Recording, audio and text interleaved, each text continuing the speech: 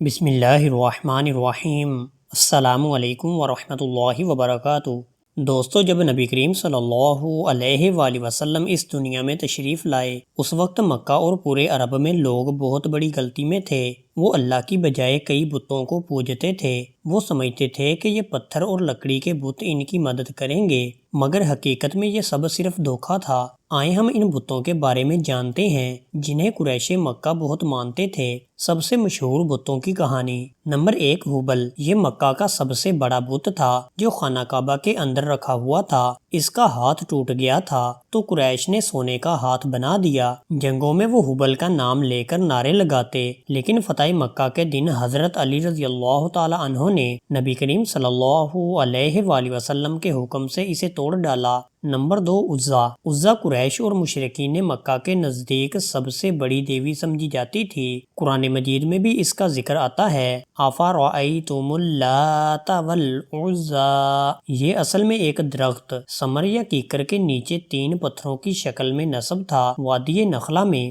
اہل مکہ وہاں جا کر اس کے نام پر قربانیاں کرتے اور نذریں چڑھاتے تھے۔ خانہ کعبہ کے اندر بھی اس کا ایک بت رکھا گیا تھا۔ مشرکین قسمیں بھی عزا اور لات کے نام کی کھایا کرتے تھے۔ فتح مکہ کے بعد نبی کریم صلی اللہ علیہ وآلہ وسلم نے عزا کو بھی منہدم کرنے کا حکم دیا۔ اس مقصد کے لیے حضرت خالد بن ولید رضی اللہ تعالی عنہ کو بھیجا گیا۔ انہوں نے پہلے اس کے استحان عبادت گاہ کو گرایا، مگر واپس آنے پر آپ صلی اللہ علیہ وآلہ وسلم نے فرمایا کہ ابھی مکمل طور پر ختم نہیں ہوا، دوبارہ جاؤ۔ حضرت خالد رضی اللہ تعالی عنہ دوبارہ گئے تو وہاں ایک حبشی عورت برہنہ حالت میں بال بکھیرے کھڑی تھی۔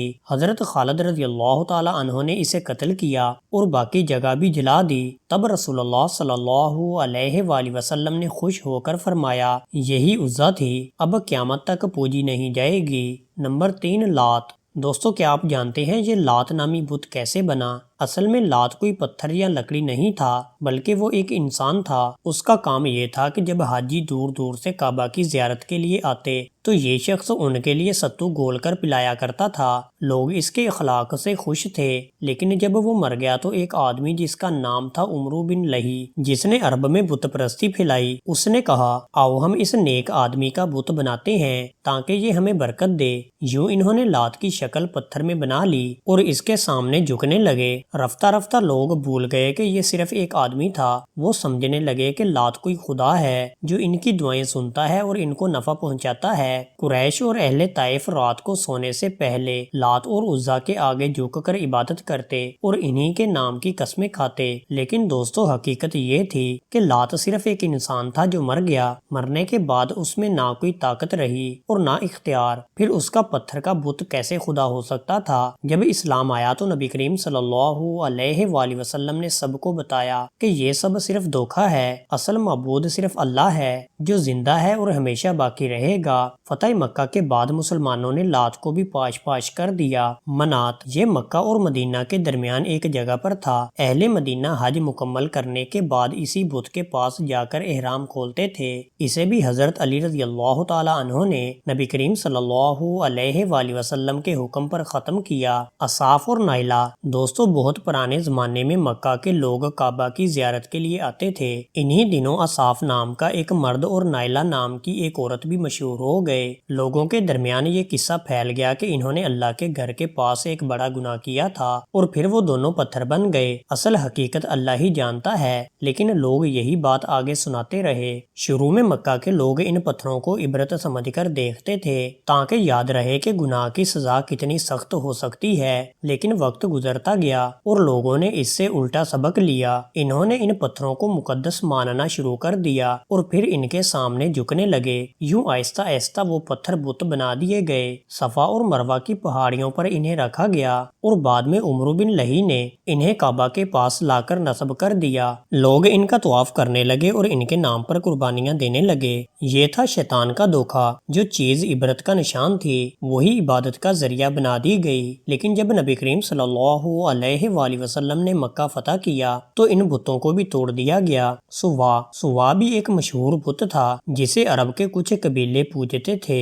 یہ بت عورت کی شکل میں بنایا گیا تھا اور مدینہ منورہ کے قریب ایک جگہ نصب تھا۔ اصل میں سوا ان 5 بتوں میں سے ایک تھا جنہیں قوم نوح علیہ السلام پوجا کرتی تھی۔ قرآن مجید میں بھی ان کا ذکر آیا ہے۔ ترجمہ: اور انہوں نے کہا اپنے معبودوں کو نہ چھوڑو اور نہ ود کو چھوڑو اور نہ سوا کو اور نہ یغوث و یعوق اور نصر کو، یہ سب پرانے زمانے کے بت تھے جنہیں بعد میں عمرو بن لہی شام سے عرب لے آیا اور مختلف قبیلوں کے حوالے کر دیا۔ سوا کو زیادہ تر بنو حذیل اور کچھ دوسرے قبائل پوجتے تھے۔ وہ اس کے سامنے جھکتے اور اس کے نام پر قربانیاں کرتے تھے۔ فتح مکہ کے بعد اسے بھی نبی کریم صلی اللہ علیہ وآلہ وسلم کے حکم سے دیگر بتوں کی طرح توڑ دیا گیا۔ نمبر 7، نصر۔ دوستو، نصر عرب کے مشہور بتوں میں سے ایک تھا۔ یہ خاص طور پر یمن کے علاقے میں پوجا جاتا تھا۔ اس کو گدھ عقاب نما پرندہ کی شکل میں بنایا گیا تھا اور اہل یمن اس کو طاقت و بلندی کی علامت سمجھتے تھے۔ دور جہالت میں لوگ اسے معبود برحق مان کر اس کے سامنے قربانیاں پیش کرتے، دعائیں مانگتے اور اپنی حاجات طلب کرتے تھے۔ قرآن مجید میں حضرت نوح علیہ السلام کی قوم کے 5 بڑے بتوں میں نصر کا بھی ذکر آیا ہے، جنہوں نے توحید چھوڑ کر انہی معبودان باطل کی عبادت شروع کر دی تھی۔ نمبر 8، یعوق۔ یعوق عرب جاہلیت کے مشہور بتوں میں سے ایک تھا۔ یہ گھوڑے کی شکل میں بنایا گیا تھا اور خصوصاً ہمدان قبیلے کے لوگ اس کی پرستش کرتے تھے۔ ان کا عقیدہ تھا کہ یہ بت مصیبتوں اور آفات کو دور کرتا اور دشمنوں سے بچاتا ہے۔ قرآن مجید میں حضرت نوح علیہ السلام کی قوم کے جن 5 بڑے بتوں کا ذکر ہے ان میں یعوق بھی شامل ہے۔ ان بتوں کی پرستش دراصل شیطان کے بہکانے سے شروع ہوئی، ورنہ یہ سب دراصل پرہیزگار اور نیک انسان تھے جن کی یادگار کو بعد میں پوجا جانے لگا۔ یغوث کا ذکر عرب کے مشرکین کے چند معروف بتوں میں آتا ہے۔ یہ شیر کی شکل کا بت تھا اور لوگ اس سے خاص طور پر مدد اور طاقت کی دعا کرتے تھے۔ اس کا نام یغوث عام فہم میں اسی اعتبار سے استعمال ہوتا تھا کہ وہ مشکل حالات میں مدد دینے والا یا طاقت فراہم کرنے والا سمجھا جاتا تھا۔ نمبر 10، ود ایک مشہور عربی بت تھا جو دامت الجندل کے مقام پر نصب تھا۔ قبیلہ بنو کلب کے لوگ عبادت کرتے اور اس کی پوجا کرتے تھے۔ لوگ اسے اپنی حفاظت، خوشحالی اور مشکلات میں مدد کے لیے مانتے تھے۔